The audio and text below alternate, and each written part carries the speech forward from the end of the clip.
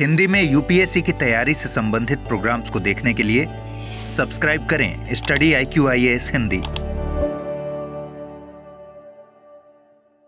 नमस्कार साथियों, मैं हूं डॉक्टर पंकज मिश्रा और स्वागत है आपका स्टडी IQ-IAS हिंदी पर। दोस्तों, थंबनेल देखकर आपको अंदाजा लग गया होगा कि सरकार क्या करने का प्लान कर रही है, यानी कि जो विवाहित जोड़े हैं उनको एक टैक्सेबल यूनिट मानने की बात कर रही है। हाँ, अब आप इसको फॉरवर्ड कर सकते हैं अपने मम्मी पापा को, लेकिन पहले इस पूरे एनालिसिस को समझिए। देखिए, भारत एक नए टैक्स सिस्टम पर प्लान कर रहा है जहां पर इंडिविजुअल को छोड़ करके हाउस होल्ड को टैक्स की पहचान बनाने वाला है।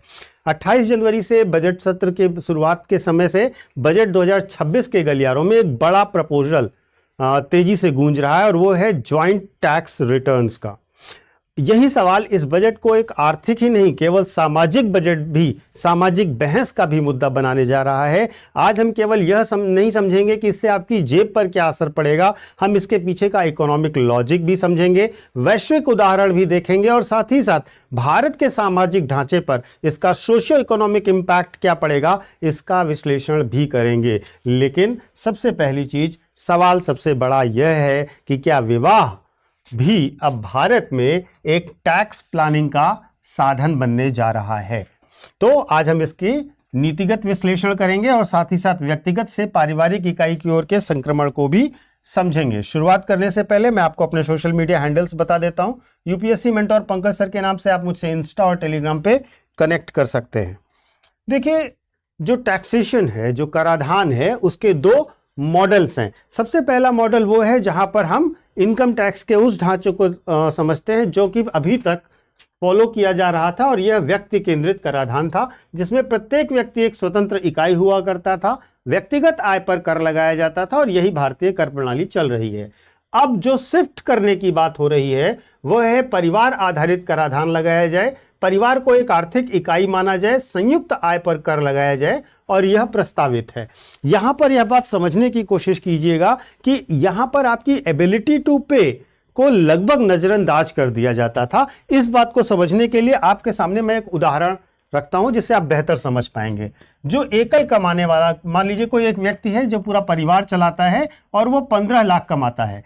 15 लाख की एनुअल इनकम से वो क्या होता है, उच्च आय करके स्लैब में चला जाता है और उस पर टैक्स का ज्यादा लोड पड़ता है। वहीं ऐसा परिवार जहां पर दो व्यक्ति कमा रहे हैं, मान लीजिए हस्बैंड और वाइफ 7.5 लाख रुपए कमा रहे हैं, तो ये दोनों निम्न कर स्लैब में रहेंगे और कर का भार कम रहेगा। तो यहां पर महत्वपूर्ण यह है कि दोनों परिवार समान पारिवारिक आय अर्न कर रहे हैं, लेकिन कर दायित्व तो अलग अलग है, और यहां पर कराधान की न्याय संगतता पर प्रश्न उठता है।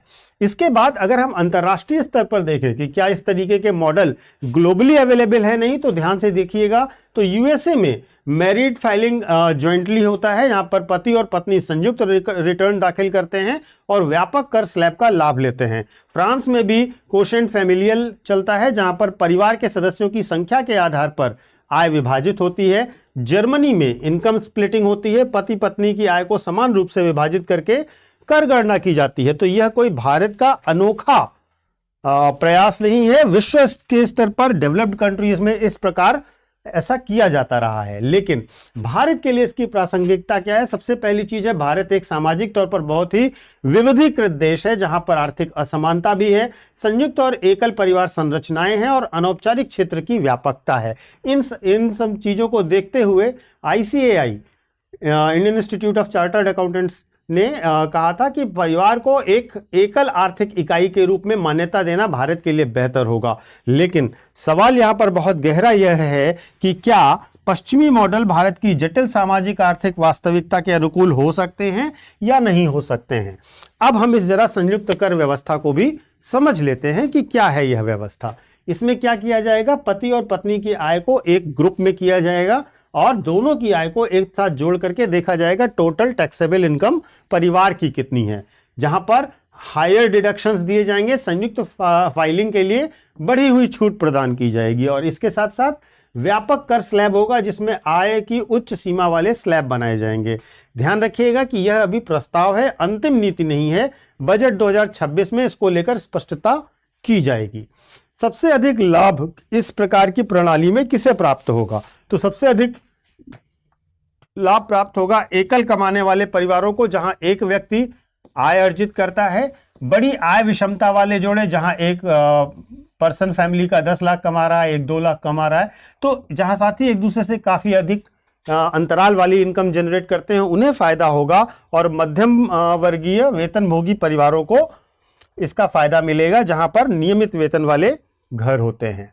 लेकिन इसके निगेटिव साइड्स भी हैं, इसके नकारात्मक पक्ष भी हैं। यहां पर दिक्कत ऐसे परिवारों को होगी जहां पर दोनों पति पत्नी उच्च आय वर्ग वाले होते हैं। इससे उनकी टैक्सेबल इनकम की लिमिट बढ़ जाएगी और उनकी संयुक्त आय उच्चतम कर स्लैब में चली जाएगी, सरचार्ज उनके ऊपर लगने लगेगा, और अलग फाइलिंग से वो अपने आप को देखेंगे कि हम अलग अलग फाइल करते थे, वो ज्यादा बेहतर था, बजाय इसके कि हम ज्वाइंट फाइलिंग कर रहे हैं। और इससे क्या होगा, एक तरीके से मैरिज पेनाल्टी जैसा एहसास होगा, विवाह कर योग्य बोझ बढ़ सकता है। और यही कारण है कि भारत में अब वैकल्पिक व्यवस्था भी इसके साथ साथ करनी पड़ेगी। इसके साथ साथ दूसरी चुनौतियां भी हैं कि लैंगिक और कार्यबल संबंधी चिंताएं आती हैं, जहां पर द्वितीयक कमाने वाले का तर्क, यदि जीवन साथी की आय द्वितीयक मानी जाती है तो क्या यह महिलाओं की कार्यबल भागीदारी को हतोत्साहित नहीं करेगी। ये सिंबॉलिकली बड़ा इंपॉर्टेंट है, क्योंकि यहां पर महिलाओं को द्वितीयक आय वर्ग में माना जाएगा अगर उनकी आय कम है, और आर्थिक स्वतंत्रता पर भी असर पड़ेगा कि क्या संयुक्त कराधान महिलाओं की वित्तीय स्वायत्तता को प्रभावित नहीं करेगा, उनकी फाइनेंशियल ऑटोनॉमी को इम्पैक्ट करेगा। और इसके साथ साथ नीतिगत सावधानी की भी आवश्यकता होगी कि डिजाइन में लैंगिक प्रभाव का मूल्यांकन अवश्य किया जाए, क्योंकि यह केवल अनुमान नहीं बल्कि वैध नीतिगत चिंता है जिसे संबोधित करने की बहुत आवश्यकता है। इन प्रश्नों के उत्तर भी सरकार को पहले ढूंढने होंगे जब वह इस चीज को लागू कर रही होगी। इसके साथ साथ हमें यह ध्यान रखना होगा कि जैसे कि हमने ओल्ड टैक्स रिजीम के साथ साथ न्यू टैक्स रिजीम को फॉलो किया, उसी प्रकार से हम पुरानी कर व्यवस्था जहां पर कटौतियां और नीति थी, नई कर व्यवस्था में कम दरें और बिना कटौती के था, इसी प्रकार से संयुक्त फाइलिंग का एक तीसरा विकल्प भी दे सकते हैं जो कि ऑप्शनल हो। करदाता को इसमें से चुनने का अधिकार होना चाहिए कि प्रत्येक परिवार अपनी स्थिति के अनुसार सर्वोत्तम विकल्प चुने, और लचीलापन होना चाहिए जिससे कोई भी व्यक्ति विवाह दंड न प्राप्त करे, उसके ऊपर यह न लगे कि उसके ऊपर फाइन लगाई गई है। देखिए, सरकार ऐसा क्यों करना चाहेगी यह भी समझिएगा। यहां पर बात लोक लुभावन नहीं है। ऐसा करने से कर आधार का विस्तार होगा, अधिक लोगों को औपचारिक कर प्रणाली में सरकार ला सकेगी। दूसरी चीज, पारदर्शिता आएगी, क्योंकि आय और व्यय की बेहतर जानकारी और निगरानी संभव होगी जब पूरे परिवार को एक यूनिट मान लिया जाएगा। अर्थव्यवस्था का औपचारीकरण होगा, अघोषित आय को औपचारिक दायरे में लाया जा सकेगा एक परिवार की टोटल इनकम के द्वारा, और इसके साथ साथ आय विभाजन पर अंकुश लगेगा, कृत्रिम आय हस्तांतरण रोकी जा सकेगी जब पूरी फैमिली को एक यूनिट मान लिया जाएगा। तो इस प्रकार से सरकार इन नीतिगत कारणों से इस प्रस्ताव को समर्थन कर रही है। यह सुधार है या सामाजिक परिवर्तन है, यह भी एक बड़ा मुद्दा है, क्योंकि इसका प्रभाव समाज पर पड़ने वाला है, भारत की पारिवारिक व्यवस्था पर पड़ने वाला है। देखिए, वित्तीय सुधार के तौर पर यह कर न्याय को लाएगा, राजस्व दक्षता को लाएगा और प्रशासनिक सरलीकरण करेगा। लेकिन सामाजिक सुधार, सबसे पहली चीज, परिवार को एक यूनिट के तौर पर आयकर में भी मान्यता मिलेगी, सामाजिक इकाई का एक यूनिट के तौर पर परिवार का सम्मान होगा, और भारतीय मूल्यों का संरेखण भी किया जा सकेगा। तो ध्यान रखिएगा, भारत की अगर हम बात करते हैं तो भारत में परिवार एक सामाजिक इकाई है और प्राथमिक सामाजिक इकाई है, तो कर प्रणाली को इस वास्तविकता को प्रतिबिंबित करना ही चाहिए। तो इस प्रकार से यह एक सामाजिक परिवर्तन बड़ा होगा अगर इनकम टैक्स के स्लैब में ऐसी चीजें की जाती हैं।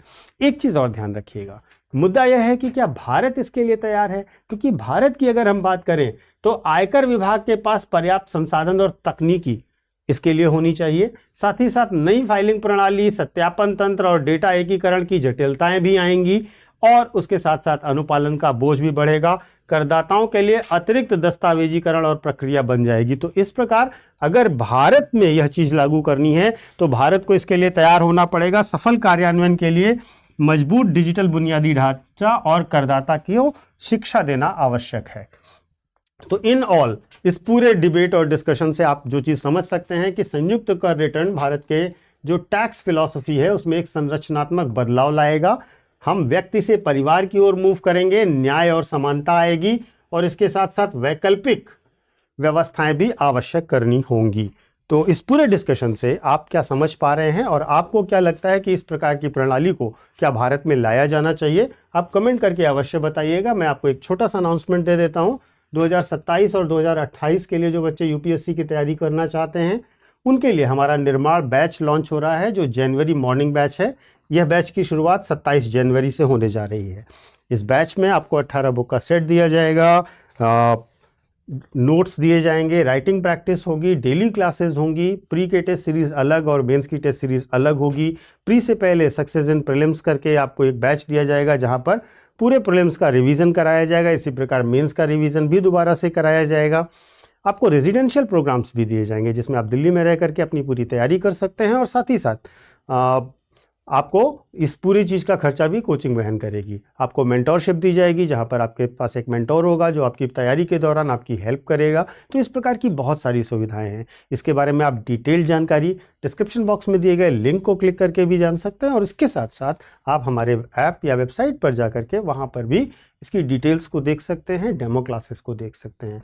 जब भी आप इसके बारे में डिसाइड करिए, और 27 जनवरी से पहले डिसाइड कीजिएगा, तब आप पीके लाइव कोड का यूज़ कीजिएगा एडमिशन लेते समय। इससे क्या होगा, इससे आपको कोर्स की फीस में बहुत बड़ा डिस्काउंट मिल जाएगा। पीके लाइव कोड है, एक फैकल्टी कोड है जो आपको बड़ा डिस्काउंट दिलाता है स्टडी IQ के हर एक कोर्स पर। हमारे ये सारे बैचेस हिंदी, इंग्लिश और इंग्लिश में शुरू हो रहे हैं। आप किसी भी बैच में एडमिशन ले सकते हैं। Thank you so much. Hindi में यूपीएससी की तैयारी से संबंधित प्रोग्राम्स को देखने के लिए सब्सक्राइब करें स्टडी IQ IAS हिंदी।